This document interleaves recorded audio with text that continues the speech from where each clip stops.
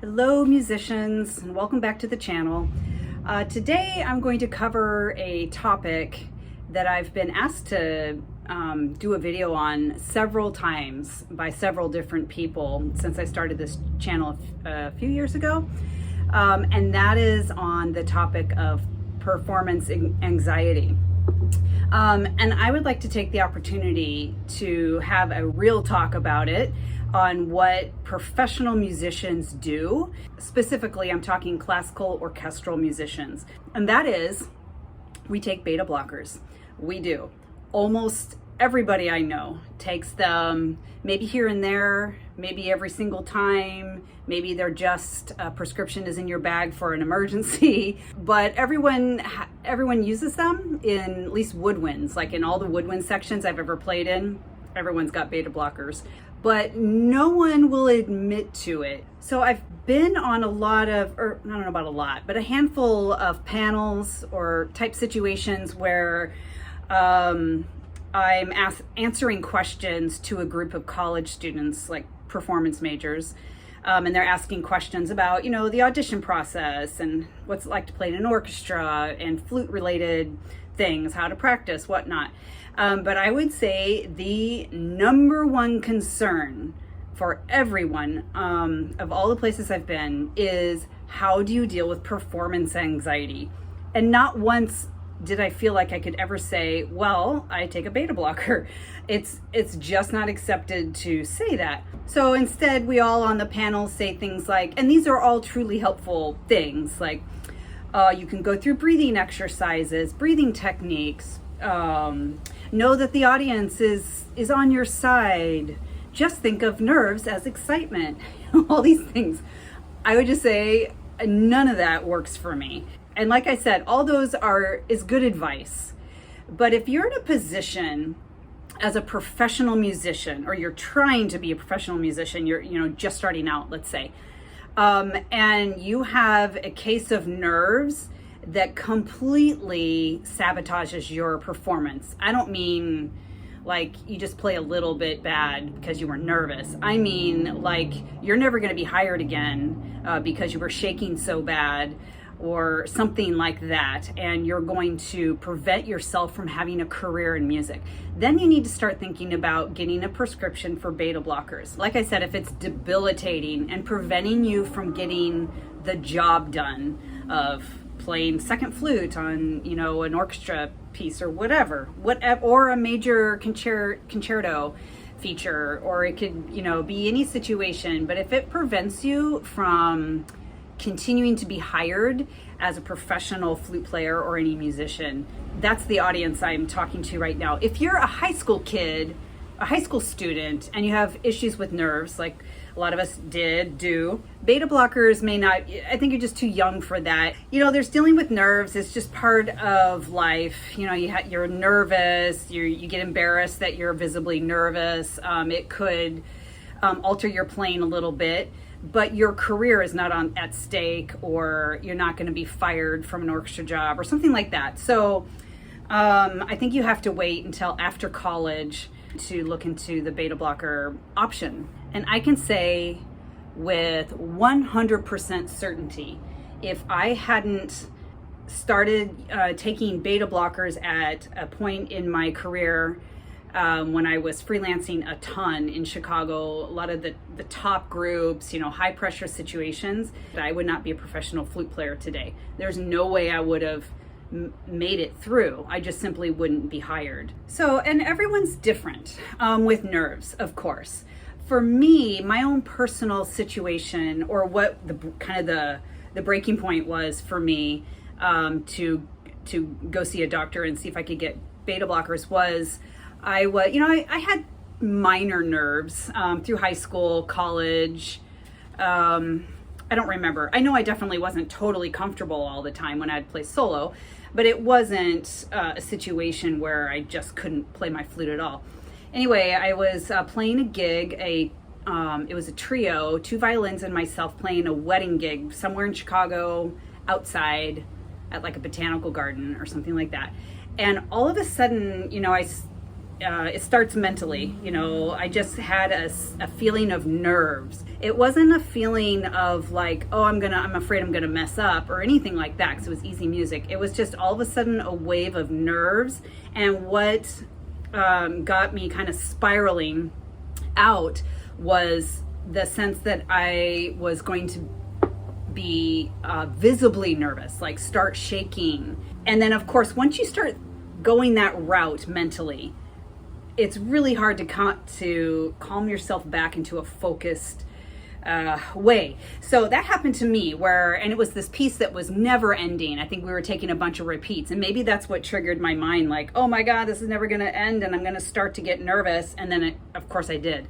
But anyway, I was shaking so bad by the end of it. I never had an experience like that before. And it was just for no reason whatsoever. This overcame me. I was shaking so bad that I got through the rest of the job somehow. But I was never called to play any wedding gigs with that particular contractor who was the violin player ever again. I knew at that point, if I was going to have a career being a professional freelance flute player, I was going to have to look into this dirty word of beta blockers, which, you know, you only hear in the back alleys or whatever. I wasn't sure what that meant, but I made my doctor's appointment and really prepared myself for this doctor's appointment, like preparing to defend myself to the doctor, that why I needed these beta blockers and what they're for, and I wouldn't use them all the time, and whatever. I had built up this whole script in my head that I was going to tell the doctor to sway them to let me try these beta blockers. But I went to the doctor and I started saying, I'm a professional musician and I have some performance anxiety, and I'm looking to get a prescription for, and it's called Inderal, which is the official name, Inderal, or propranolol or something like that.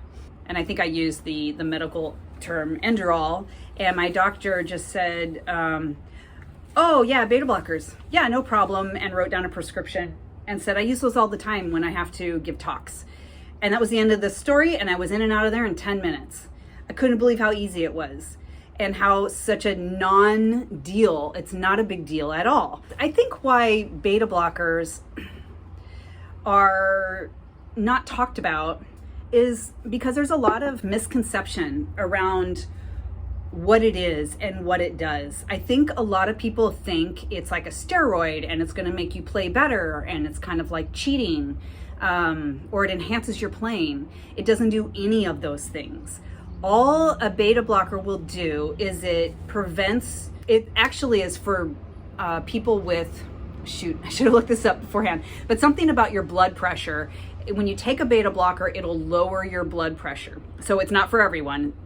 That's why you have to go to the doctor and get a prescription. So if you have heart problems or maybe already have low blood pressure, you may not be able to get a prescription for this, but your doctor will let you know. Anyway, it will lower your blood pressure in such a way so that even though your mind may start to become anxious or have nervous chatter, it's not going to manifest itself physically where you're shaking or any other kind of outward visible sign that you are nervous, which is what you have to have as a professional orchestral musician. You cannot be shaking. For one, you're going to literally ruin the music, and you just simply won't be hired again if you've shown that you cannot control your nerves. So yeah, it's not going to make you play any better. You're still going to mess up if you're not prepared or if you haven't practiced enough, and you can still even, maybe speaking for myself, but like, how you have some mental bad talk, or how your mind can sometimes sabotage what you're playing. Like you're playing and all of a sudden you're like, oh, I hope I don't miss that. And then you miss it because your mind said don't miss it, and so your body's like, I'm gonna miss it. I don't know. It's just amazing what the mind can tell the body to do, because the mind and body are connected, of course. You can still mentally be very anxious with a lot of chatter, even though you've taken a beta blocker. All the beta blocker is doing is, or for me, is just preventing, just in case my mental chatter gets so crazy that it starts manifesting itself physically. It'll never get to that point, for me. And it could be a little bit of a placebo effect for me, because sometimes if I have a big solo, or if I'm not really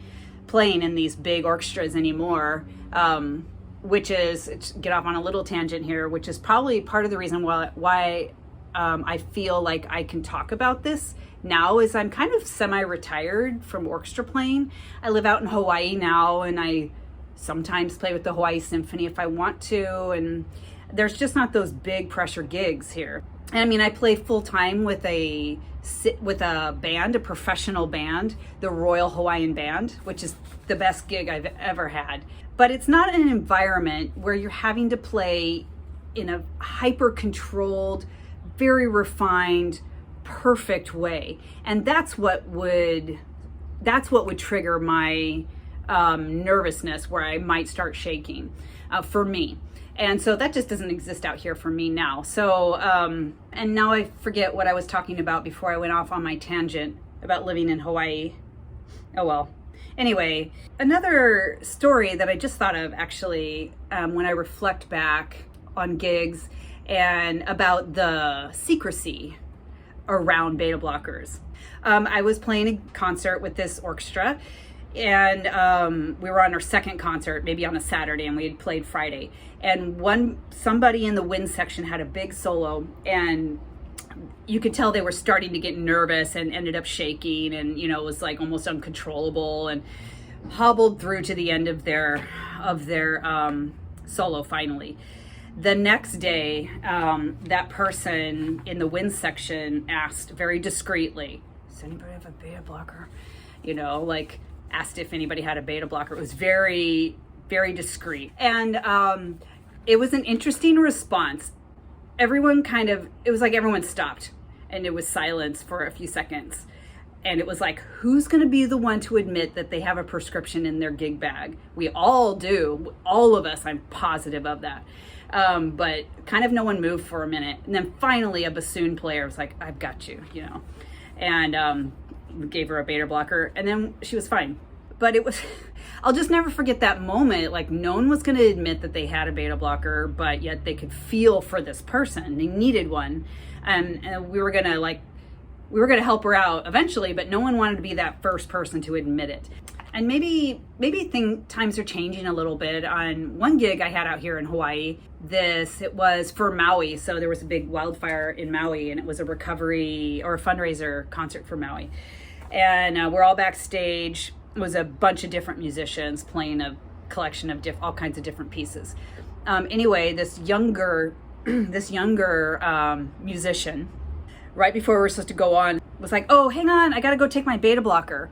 And I thought, holy shit, I would have never admitted to that ever back in the day. But this was a younger person, and maybe because it's Hawaii, I don't know. So I still think, though, if you're in a big city, no one's gonna ever say that out loud. And maybe I am wrong, and I hope one day that it can just be an open conversation. For most of my career in Chicago and in Milwaukee, Wisconsin as well, it was really, for me, it was taking one just as a preventative measure. So just to put my mind at ease, like I've taken my beta blocker, and then I wouldn't even think about being nervous or not. I would just do my job.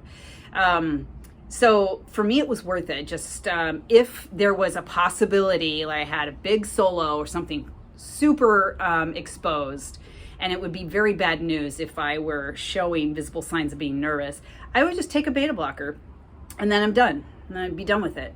So that's my story on beta blockers. Having said that, I did also find these books by Dr.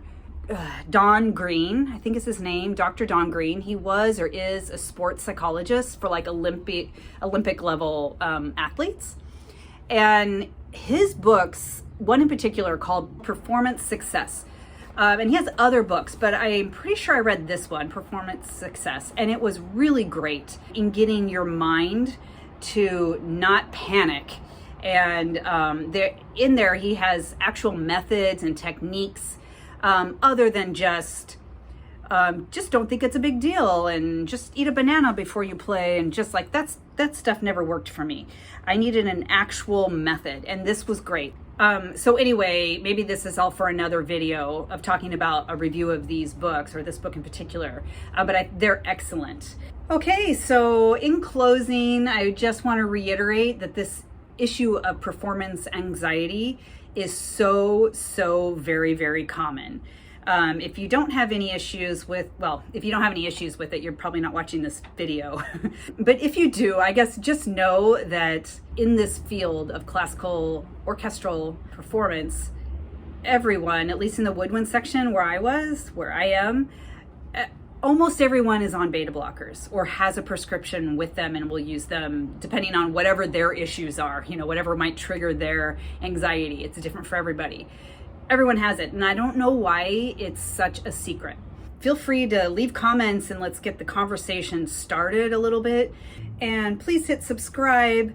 I cover on this channel all things about being a professional musician, specifically as being a freelancer, which has its own special rules and things you need to know. But I cover everything that I've learned along the way in 30 plus years. Okay, and cheers from Hawaii, and thanks for watching.